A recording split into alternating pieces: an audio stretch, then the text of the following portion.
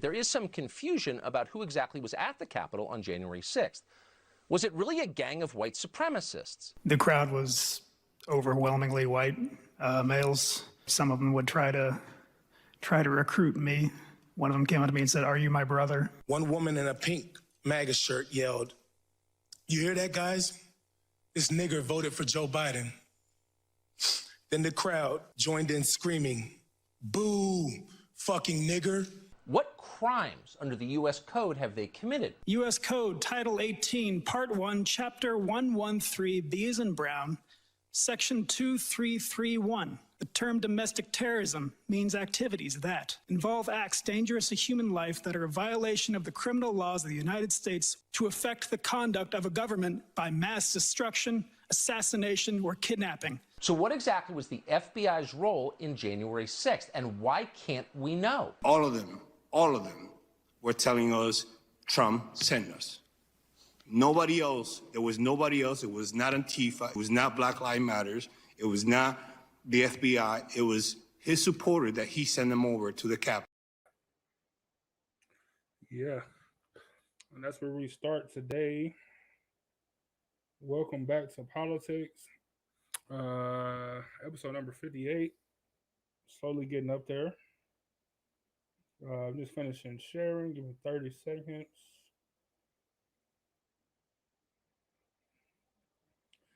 And while I'm doing that, you guys can do the same. Feel free to share on your page, share to any groups you guys are in.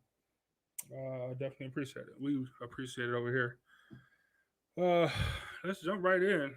That was a piece from, I had to cut all the graphics and stuff. But that's from the Daily Show, a piece that they chopped up. Finally answering the questions that Tucker Carlson had.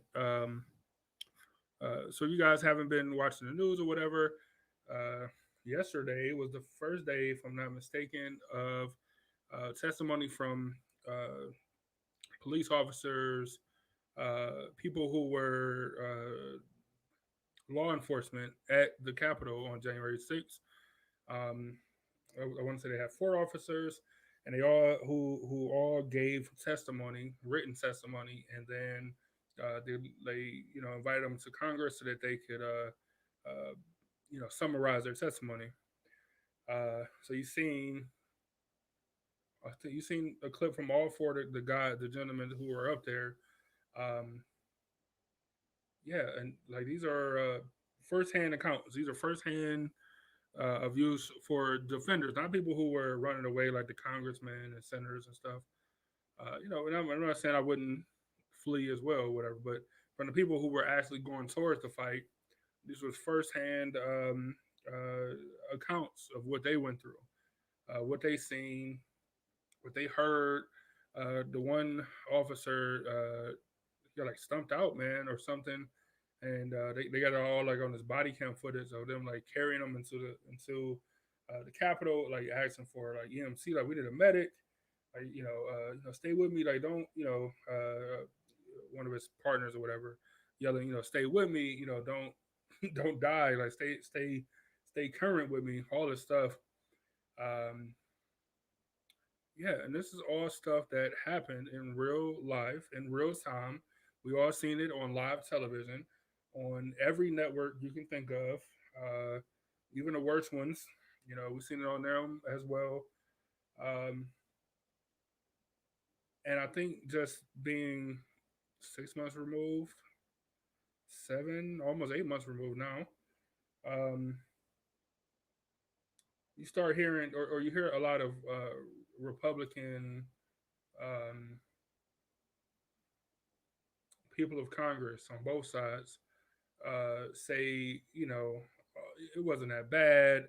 I wouldn't call it an attack. It wasn't an insurrection. Yet on that day, you guys can feel free to go back. The 6th of January was a Wednesday. We did Pol-I-Tics. We got live reaction and conversation from here. Feel free to go back. People were running. These senators, these congressmen and women were running for their lives, like literally running for their lives. Now you're a couple months removed, and now your tone is different. Trump didn't send them, this and that. They wasn't trying to overthrow. They didn't have, deadly weapons. It was just a group of them, but they weren't, trying to. They were just passionate. All these keywords that it's just bullshit. It's just what it comes down to. It's just real loud bullshit. So, um, yeah. So I just wanted to, I guess, dive a little bit into the conversation. See if you guys have watched or heard anything from these testimonies, and just general conversation in regards to how is it how can you be a person at whatever job you work at, um, and you have a let's say an active shooter situation at your job, at your office, at your factory, wherever you work, uh, and then just because that guy who did the shooting was your friend or whatever, you're like, man, he wasn't trying to kill everybody in here. He was just trying to threaten the people that wronged him, and that's all he was trying to do. He wasn't really trying to kill people.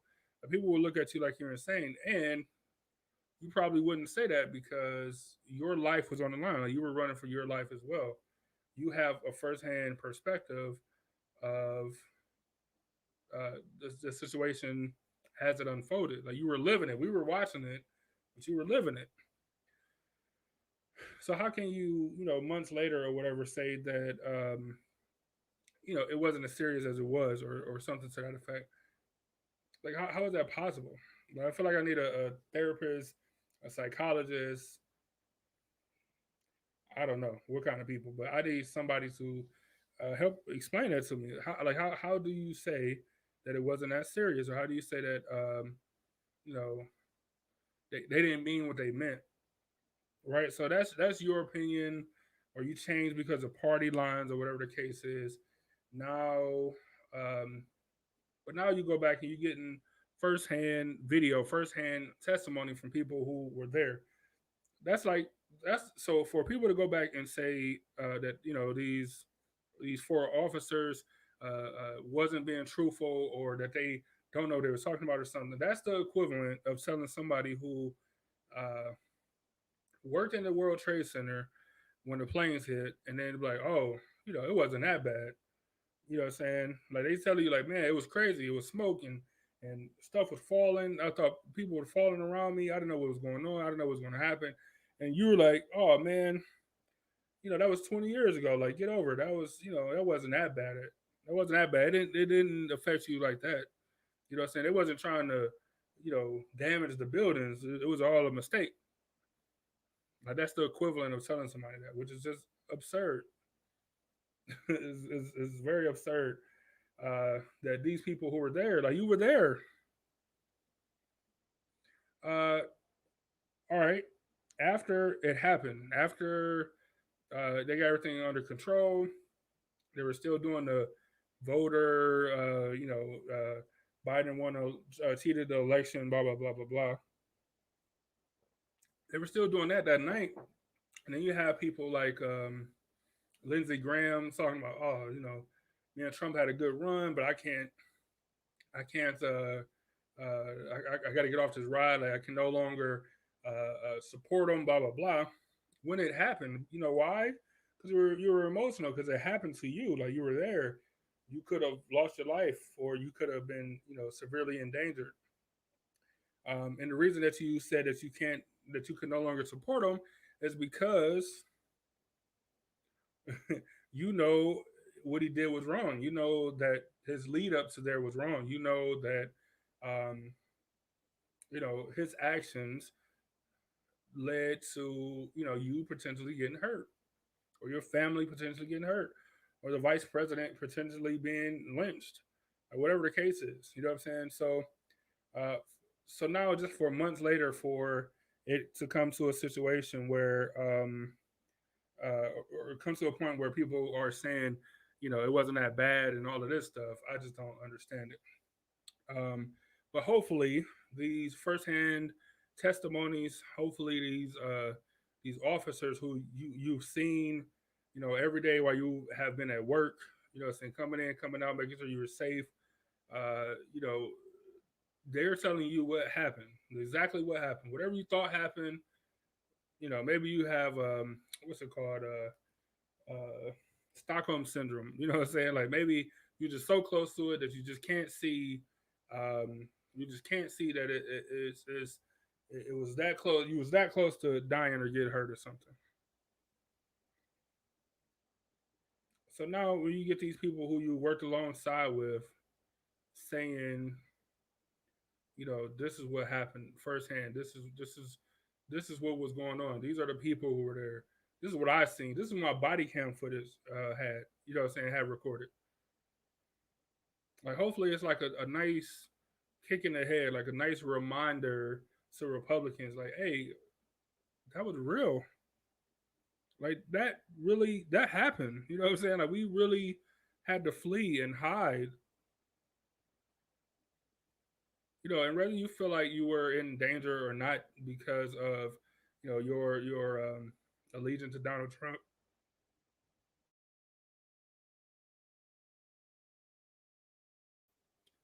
Pass for some help. Good thing I found the mute button. um, yeah, but so even if you felt like you wasn't in danger because of your allegiance to Donald Trump or whatever, you still ran. You still helped other people go high. You still got down on the floor because you were nervous. You know what I'm saying? You were scared. Um, Anthony Gonzalez used to play for the Ohio State Buckeyes, and I think Miami or something, Dolphins. Now he's, you know, somewhere, some congressman or something, somewhere in Ohio. He was the only one who, like, people said were like actively trying to help people or help the officers like keep the door closed. Like, so he's standing at the front lines, essentially holding the door closed. You know, um, other than that, everybody, and he's a Republican too, if I'm not mistaken, but everybody else were running and hiding, right? So for you to say, thank you guys, thank you, I appreciate it. Hopefully y'all couldn't hear it. That's the whole point of the mute button. Hopefully y'all couldn't hear it. But yeah, so for everybody else that hid, ran, and was scared for whatever reason, hopefully this is like a nice kick in the head, a nice reminder, a nice graphic um, reminder of this what happened, and it really could have went sideways. You know, people died. People are forced to retire because of injuries suffered. You know, and these are people, like I said, who you see every single day when you come into work. Well, you know, Congress don't work every day, but you know what I mean. I don't understand. You know, and it works both ways. I'm not going to say this is just a Republican Democrat thing, but I don't know if you guys remember a couple years ago. I don't remember what year it was. A Republican baseball game or practice or something, and somebody they had like a active shooter situation at a baseball diamond where Congress was like gearing up to play one another or something like that. And I believe it happened to the Republican side. But it was like Democrats wasn't like, hey, that ain't happen. You know what I'm saying? It wasn't like, hey, no one really tried to shoot up. Like, all right, they shot at you. They wasn't trying to shoot you. They were just trying to, you know, kick up the dirt. You know what I'm saying? That was the only way they knew how to kick up the dirt. That's all they was doing. They was concerned about y'all playing on that diamond, that baseball diamond. So, you know, they shot, but it wasn't trying to hurt y'all. Like that's the like Democrats didn't do that. You know what I'm saying? So I don't know.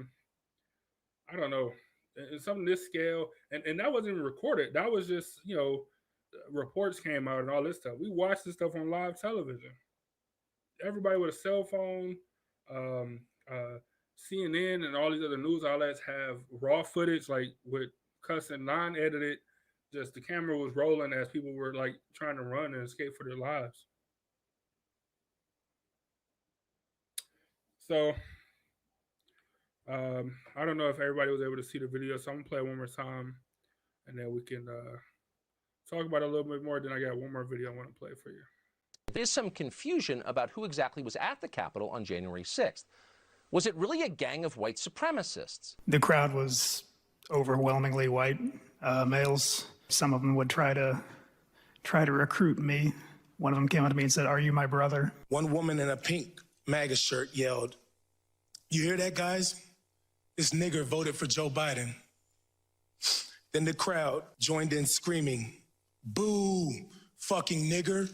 What crimes under the U.S. Code have they committed? U.S. Code, Title 18, Part 1, Chapter 113, B as in Brown, Section 2331. The term domestic terrorism means activities that involve acts dangerous to human life that are a violation of the criminal laws of the United States to affect the conduct of a government by mass destruction, assassination, or kidnapping. So what exactly was the FBI's role in January 6th, and why can't we know? All of them were telling us Trump sent us.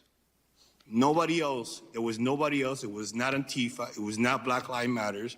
It was not the FBI. It was his supporter that he sent them over to the Capitol. What more do you need to hear? You know what I'm saying? What more do you need to hear, man? Like, how can you deny that?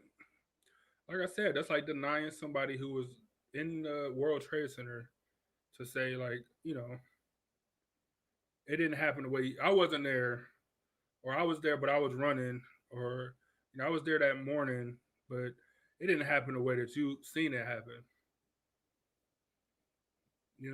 Or people that's in active shooter situations. Like, oh no, the Parkland, the kids down there, like, oh, that was tough, but it wasn't as tough as you guys were making it. Like, surely he wasn't trying to hurt y'all.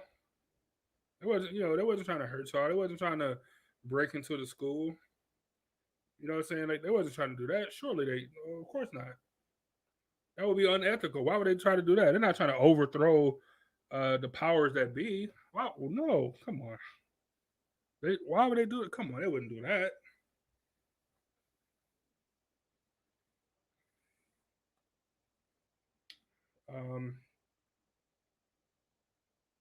And as you've seen, these aren't, no offense to everyday security guards, but these aren't that. Like, these are all decorated officers. These are all people who have full dress on with all type of medals and insignias, all that stuff. Like, so this wasn't just regular people. And who knows who these people voted for? The black guy, of course, they said he voted for, but he's black, so they're assuming that anyway. Like, who knows who these people voted for, or whatever. The one first white guy they try to get, they try to recruit him in the middle. Like, he was just gonna be like, oh yeah, you know what, you right. Let me throw down this badge and stuff and get right back on it. You know what I'm saying? Get back right on your side. So, yeah, I don't know. I don't know how you don't have empathy for, not only these folks, but yourself. Like, you were there. How do you deny this stuff? How do you deny the active shooter that happened at your job? Like, how do you deny, whatever the situation is? Like, how do you deny it when you have people who are on the front lines with a front row seat protecting you? Nevertheless, like, how do you deny that? It's like spitting on these people, man. I said there are no respect for men. There was no respect for the man in uniform. Yeah, I didn't even pull the one video of the guy, one of the guys on the film, on the video I just played. He like I said, he had on the body footage, and they showed him like walking around like before, and then like holding people, trying to keep people out of the doors, and then somehow he ended up outside, and like they just like attacked him. They was just like beating him and like hitting him with stuff. As he fell on the ground, as he laid on the ground, then some other officers came out, cleared the path, and they carried him. Like, had to carry. He couldn't walk. Like, had to carry him in while they're screaming for a medic, while they're screaming for EMC. Like, these are protect the thin blue line. You know what I'm saying? These are police. These are officers. These are people who are in uniform. But that thin blue line, that Blue Lives Matter shit, only matters when you say Black Lives. That's the only time it matters. Angel said, when it affects you, it hits different, right? Angel, you would think so. you would think that you're like, oh, that happened here. Yeah, we can't. Yeah, no, they almost killed me. Yeah, no, we have to do everything we can because that affected me. That could have affected my family. Um, that affected, you know, Mike Pence, who I've been friends with forever, or whatever the case is. Yeah, no, you would think that, but over the time, I don't know what has happened. I don't know if these people. I don't understand the psyche of a Republican who denies this specifically. Um, Most stuff I don't think we agree on. Like your modern Republican. I got some conservative views or whatever about certain things, but uh, denial on stuff like this, it's an impossibility to me. I really don't understand it. I got one more video to play that I'm gonna get out of your hair. But this is uh, it's a committee they put together that's mixed with Republicans and Democrats to find out information, to find out what should be the next step legally. Um, so this is it's not court or anything like that, but everybody kind of get a chance to talk, and we need more people like this guy on the other side. Thank you to our witnesses. I never expected today to be quite as emotional for me as it has been. I've talked to a number of you and gotten to know you. I think it's important to tell you right now, though, you guys may individually feel a little broken. You guys all talk about the effects you have to deal with, and you talk about the impact of that day. But you guys won. You guys held. Democracies are not defined by our bad days. We're defined by how we come back from bad days, how we take accountability for that. And for all the overheated rhetoric surrounding this committee, our mission is very simple. It's to find the truth, and it's to ensure accountability. Like most Americans, I'm frustrated that 6 months after a deadly insurrection breached the United States Capitol for several hours on live television, we still don't know exactly what happened. Why? Because many in my party have treated this as just another partisan fight. It's toxic, and it's a disservice to the officers and their families, to the staff and the employees on the Capitol complex, to the American people who deserve the truth, and to those generations before us who went to war to defend self-governance, because self-governance is at stake. Hopefully that played all the way through for y'all. It froze on my end, but I think it played. Hopefully it did. But yeah, just and I don't know that guy. I don't think he's a high-ranking Republican. In a party or anything. He might be. I really have no idea. But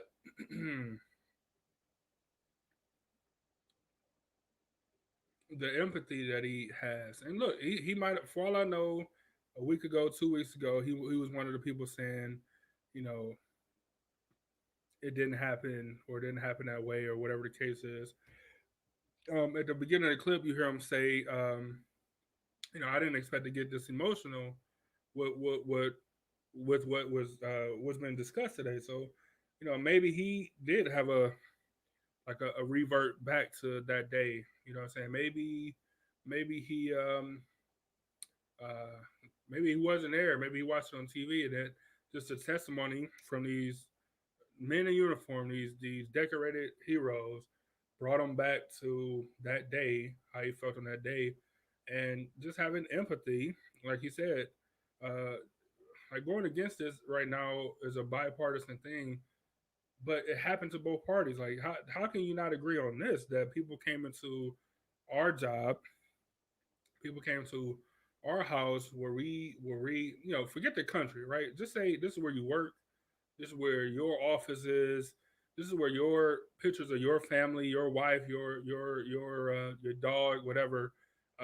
This is where you come to be comfortable at to do your job to the best of your ability.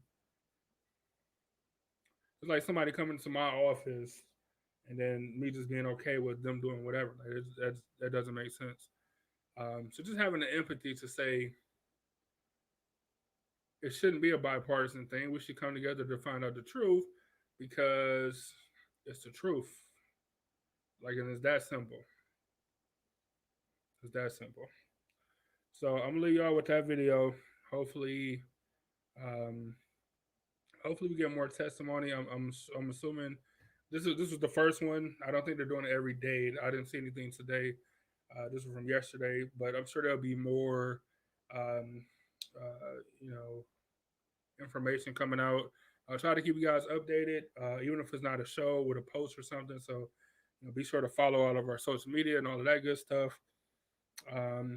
Tune in Friday, not tune in, but be on the lookout for Friday for a new episode of Let's Get Takeout with Byron. We're off for the next 2 weeks for the main show. So, you know, just take care, be safe. Stick with us. You guys got show ideas, any of that stuff, be sure to send it to us. We appreciate you guys. Stay safe. Put on your mask again. Wash your hands and all that good stuff again, because we headed down a bad situation. So take care, be easy. Salute to the city as always. And I'm out of here.